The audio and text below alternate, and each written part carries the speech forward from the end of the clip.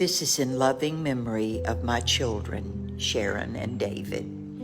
You are the light that still guides me. Love never dies, it only transforms. Okay, everyone, I want to welcome you back to my video book titled Gloria, the story of a woman, and this is chapter 4. Now, last week I was in school doing well, but I want to tell you exactly what the impact of school was. I'll never forget walking into the school. It was something that I'd never been exposed to. Remember, we were back in the 40s and we didn't go a lot. We didn't see all these things that kids get to see today. We certainly didn't have television or, anything. The only thing we had was really books. But when I walked into that schoolroom, there's something happened. And the moment that my teacher, Miss Farah, I'll never forget, put in front of me the lined piece of paper, and on the board were all those letters in big black, the alphabet. And I remember sitting there, taking my little pencil and doing those letters in those lines. And I did them perfectly. I loved it. I loved it. Anything to do with learning, even today, I love it. Then we were given a little primer book called Dick and Jane. And that to me was it was the most phenomenal thing that I think I had ever done in my life, was to read, Run, Dick, run. See Jane run? Run, Spot, run. I will never forget that book. And through that and those letters on that piece of paper opened up a world to me that I could escape to, and that was reading. I became an avid reader. I'm still an avid reader today. But it took me places, and I got out of situations by remembering those places. And I remember during summer, I got this little magazine. I don't know where it came from. It was called The Weekly Reader. And as soon as I got it and read it from top to bottom. There was puzzles, there was coloring, and oh my gosh, I love the coloring. There was only like 5 crayons in a box. But I remember distinctly taking and making blue and red together to make my favorite color, purple. And my teachers gave me an out. When I walked into school, kids were happy, teachers were happy, they were hugging us, they were smiling, they were laughing. It was a place where I just belonged. And I couldn't get enough of it. I remember on Valentine's Day, our teacher would decorate the Valentine box with the red crepe paper and the white cutouts, the heart cutouts. And I thought that was the most wonderful thing that had ever been invented. The home life never changed. And I look back now, and I was thinking of this the other day. My mother, a young girl, just turned 17, had a child, had never gone off of a farm in the backwoods of Georgia. And the only thing my mother really ever wanted was a home. She wanted a home that she could decorate and keep clean. And the man that she married demanded that it be kept spotless. I mean spotless. There could be nothing out of order. I remember the shirts, his collars on his shirts would get frayed from washing and wearing, and she would take all of those collars off and turn them and sew them back on. And I can remember still putting something away in a drawer somewhere in her room, and everything was perfect. Nothing. She ironed, starched, and hung them out and ironed everything. She ironed even his shorts. And it was something that I had not gotten used to when I was 4 years old, up until 4 years old, because that's not how my grandmother lived. And I lived in a more relaxed atmosphere, and then I moved into this controlled atmosphere. And then my mother had my sister. So all of her attention was turned to my little sister. My little sister was small. She wasn't a robust, healthy kid. She was healthy. She wasn't robust. She wasn't like me. She was small. She was small all of her life until she got to be an adult. But she wasn't sickly, but she wasn't crazy about eating. And I remember my mother sitting there, and I'd want to feed her so badly. And I'd say, Mom, let me feed her. No, no, no, no, no, no, she won't eat for you. She won't eat for you. And she'd sit there and pretend like it was an airplane coming toward my sister's mouth, and my sister would go, and she'd put the food in it. And it was, all of her time was devoted, it seemed, to my sister. And as I said, I wasn't really a part of the family. There was just no denying that. I was not a part of that family. I was an outcast. I was treated like an outcast. I was treated like a red-headed stepchild. And the demands on me were such that I just could not almost live up to it. So what happened? I became like a chameleon. I learned to be a pleaser. Man, whatever you wanted me to do, I would do it. I would do it or I would die, because that was my survival mode. Pleasing everyone, making sure everything was right, that nothing, there was going to be no confusion. I was not going to cause a knockdown, drag out fight over something that I did not do. And of course, I was a child, so I did things. I was an energetic child. I was a child that loved, to play. Thank goodness I had my little friends there around where we lived in those apartments. And I spent a lot of time at my friend's house, Doris Forehand. I spent a lot of time down there just to be away. But school opened things up for me and gave me a place where I could go and I felt safe again, like I did in the first 4 years at my grandparents'. Now, I stayed there in Warner Robins with them from the 1st through the 4th grade. But after that, at that summer that I got out of the 4th grade, I was packed up and sent back to my grandparents' house. And I was extremely happy about that. But that was not, I wasn't going, you can't go back. You can never go back. And what went on with me for the first 4 years of my life was very different than the setting that I was walking into. Remember, I was starting to become older. I was going into the 5th grade, starting to develop a little bit. Kids were different. I was going to be around a lot of different kids that I did not even know. I was taken from all of my friends that I had grown to love, and my teachers. I remember leaving my teachers, and it was so sad for me because my teachers, I loved them. They were good to me. They were nice to me. They gave me a safe haven. And to be taken once again, ripped up from something that I thought I had gotten used to, and then put back into a very primitive condition was shell-shocking to me. And once again, I had to learn how to maneuver a whole different way, because the circumstances that I were put in back down in South Georgia were not good. They were not good. They were not that happy place that I had the first 4 years of my life, because I was in such a small area in those first 4 years with just my grandmother, my grandfather, my uncle, and my aunt. I was then going out into the world with other people. So it was something that was, once again, it was a learning experience for me, but it also had to teach me to live a whole different way, how to survive.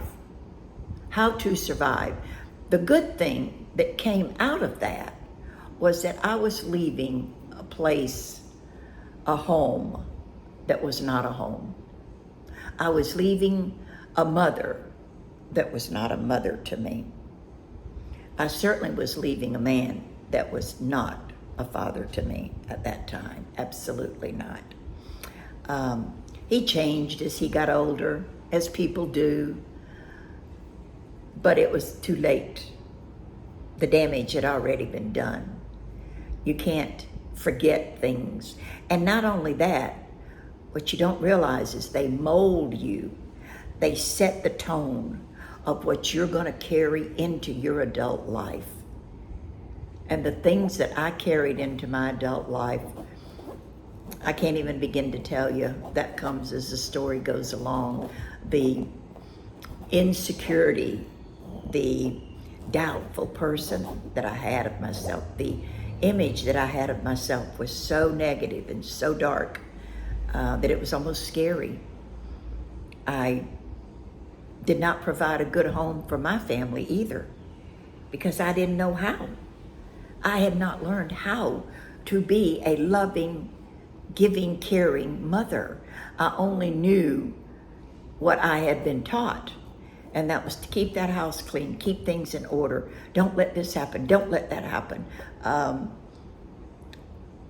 It was terrible. It was terrible. And as I said, because of it, I did a lot of self-abuse in the form of drugs and alcohol and just making life miserable for myself and all of those around me, which even today I still have the regret of. And it's something that, once again, you can't go back and change those things that you have done. You can try and make amends, which I did, because I put my family through hell when I was drinking and doing drugs, which you will hear about in great detail later on. But I tormented them, all because of the torment that I was carrying within myself that I had been dealt when I was a child, and the pain that I had afflicted upon me when I was very young, and I was helpless. I couldn't do a thing about it, and no one helped me. My mother knew what was going on, and instead of her protecting me, caring for me, loving me, wrapping me in loving arms, and taking me away from the situation, she chose to stay and send me away, which gave me another whole thought process about where I belonged in this whole scheme of things. I did not belong anywhere. I was no one's child.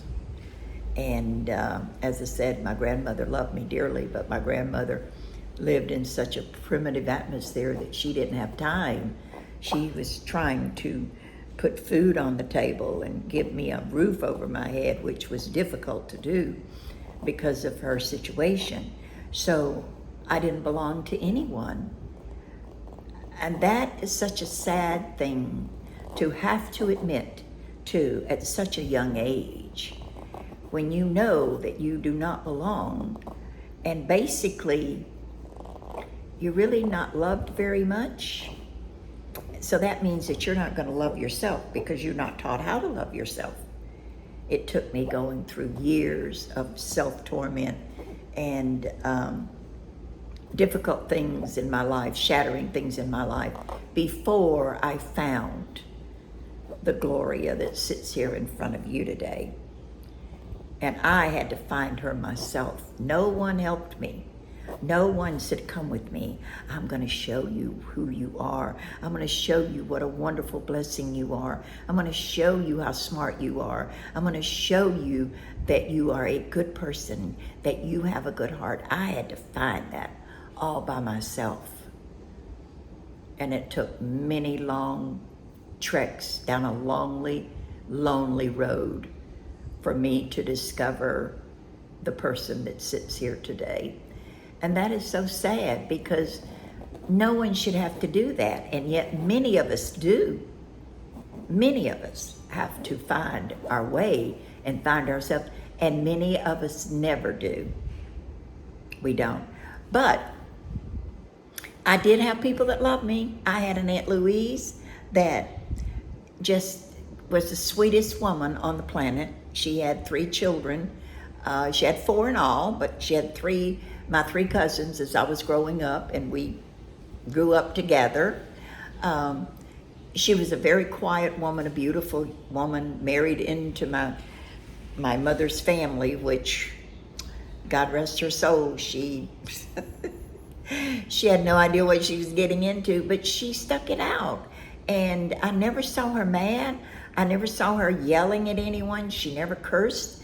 And she was so good to me the time that I lived down in South Georgia in the 5th grade until the 8th. If it hadn't been for her, I really don't know what I would have done, because she's the only one that really took me somewhere. She took us to the pool, and she'd take us to the movies, and she'd go in at night and cook up a big pan of homemade biscuit, the best buttermilk biscuit on the planet. Oh my goodness. And fry up a whole bunch of French fries that she had brought out from under the house. And that's what we would eat. But they were so good, because I think it was so good because it was just cooked with love. She just loved us. She was a great mother, a wonderful mother. And as I said, if that hadn't been for her in those maturing years, I don't know what I would have done, because she really was a strong force in my life. And then I had my Aunt Evelyn, but my Aunt Evelyn had her own problems. And she told me, and I said this in one of my chapters before, that she told me when she was sick and dying, she said, "Gloria, I loved you more than I loved any of my children." And she did the best she could as well. People did the best that they could for me, but the damage was so deep and so severe that, as I said, it took a long road and many, many painstaking situations that I had to go through before I was able to find myself, which I finally did, thank goodness. And now I'm able to share it with the world. And that's why I think I'm so transparent, is because I want everyone to find that beautiful child that was left behind, and find her and nurture her and love her and make her who she's supposed to be. Why not? It can be done, I feel, because I've done it. And so this is my story today. Now, when I come back next week, I will take you on my journey from going to South Georgia, starting school in the 5th grade, which, whew, boy, was that ever a cultural shock. I went from a school that I walked to every morning with my friends to riding a bus for miles and miles and miles on dirt roads way out in the country to Union County School, the same school that my grandson, the name of the same school that my grandson went to in Blairsville when he was with me. So it kind of iconic that we both went to Union School. But I had quite an adjustment, and I didn't adjust very well. I remember, and I still have these, I still have every report card from the time that I was a child. They were nothing but A's, straight A's.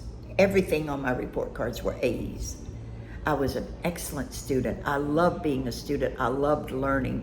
And then when I went to Cairo and went into school in the 5th grade,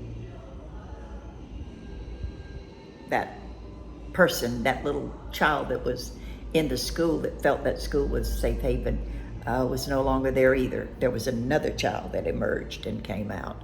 And as I said, chapter 5, I'll tell you all about that. But as you can tell, I'm a survivor. And so I hope all of you join me next week, next Thursday. These will be posted every Thursday. So you come and join me and follow my story of Gloria, the story of a woman. And you know I love every one of you. Bye-bye.